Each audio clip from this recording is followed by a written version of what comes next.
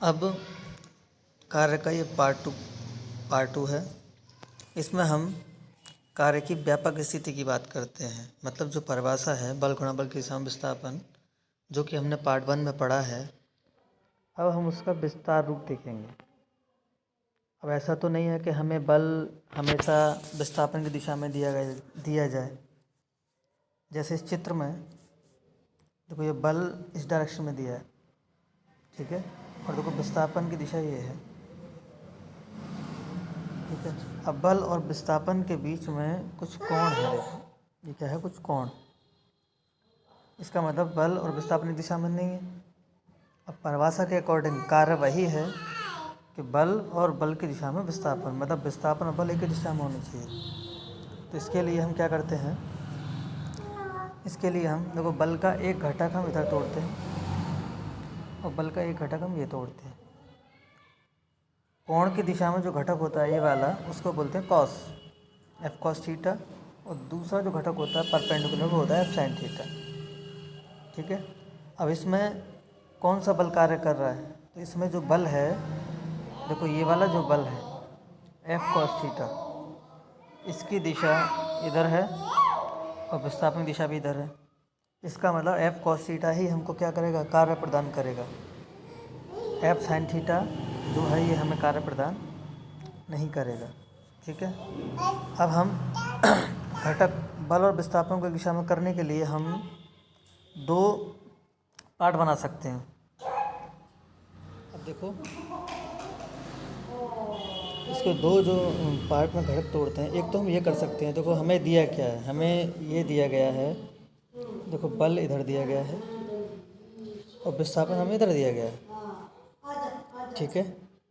बल और विस्थापन हमें इधर दिए गए हैं, बल ये दिया गया है और विस्थापन हमको ये दिया गया है।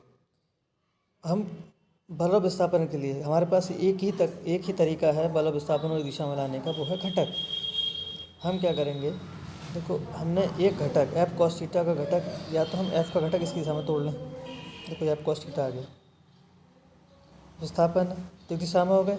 यह हम ये कर सकते हैं कि जो विस्थापन है, इस विस्थापन का घटक हम बल की दिशा में तोड़ लें, देखो D cos theta, D cos theta है, इसको हमने क्या तोड़ लिया, बल की दिशा में तोड़ लिया। या तो हम बल का विस्थापन दिशा में घटक तोड़ लें या विस्थापन का बल की दिशा में, तो दोनों एक ही तरफ हो जाएंगे। तो कोई यहाँ भी एफ डी कॉस थीटा आएगा और यहाँ भी एफ डी कॉस थीटा आएगा, यहाँ भी देखो एफ डी कॉस थीटा मिलेगा और यहाँ भी हमको क्या मिलेगा, एफ डी कॉस थीटा। अब कार्य को हम इस आधार पर दो प्रकार से परिभाषित भी कर सकते हैं। देखो किसी बल द्वारा कृत कार्य बल के विस्थापन की दिशा के अनुदिश घटक एफ कॉस थीटा तथा विस्थापन के परिमाण डी के गुणनफल के बराबर होता है, जो कि तुम्हारा प्रदर्शित है फिगर 1 में।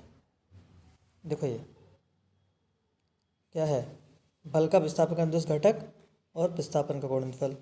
दूसरा हम इसको इस प्रकार बोल सकते हैं कि किसी बल द्वारा किया गया कार्य बल के परिमाण F तथा विस्थापन के बल की दिशा में घटक, विस्थापन के बल की दिशा में घटक, देखो ये विस्थापन के बल की दिशा में घटक के गुणनफल के बराबर होता है। और दोनों से हमको केवल एक ही चीज़ प्राप्त होती है, ये दोनों से हमको एफ डी कॉस थीटा, या तो एफ डी कॉस थीटा या F cos theta into D.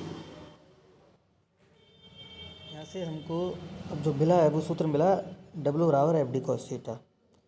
वह जो थीटा है वो एफ और डी के बीच कोण होता है, कौन सा, टेल और टेल के बीच में। एक चीज़ और याद रखना, यहाँ पर जो कोण है ये तुम्हारा एफ वेक्टर है और ये तुम्हारा डी वेक्टर है, सॉरी ये तुम्हारा डी वेक्टर है। इनके बीच जो कोण है वो थीटा है, ठीक है। तो टेल और टेल के बीच कोण होता है, ये याद रखें। और यहाँ से हम जानते हैं एफ डी कॉस थीटा को हम क्या बोलते हैं, एफ डी कॉस थीटा जो हमारा होता है वो एफ डॉट डी अदिश गुणन कहलाता है। अब यहाँ से कार्य की एक परिभाषा और हो जाती है कि जो तुम्हारा बल तथा विस्थापन का अदिश गुणन क्या कहलाता है? कार्य कहलाता है।